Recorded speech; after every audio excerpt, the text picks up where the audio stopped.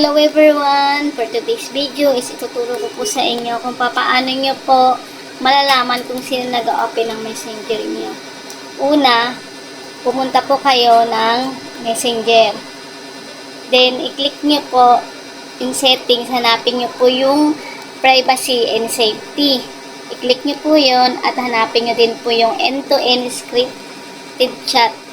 Pagka-click nyo po nun, may makikita po kayong security alert. Click nyo po yung security alert, then lalabas po yung mga view all logins. Makikita nyo po doon kung sino-sino po yung mga nagla-login ng messenger nyo. Kung gusto nyo po ma-log out, i-click nyo lang din po yung unit ng cellphone din, log out. Mala-log out po yan at hindi na po nila ma-open yung messenger nyo. Kahit saan pong cellphone ang gamit, basta i-log out nyo lang po yung pinaka-security. Hello mga kasintunado, supportahan po natin ang FB profile ko, FB page, TikTok account, and YouTube channel. Thank you po!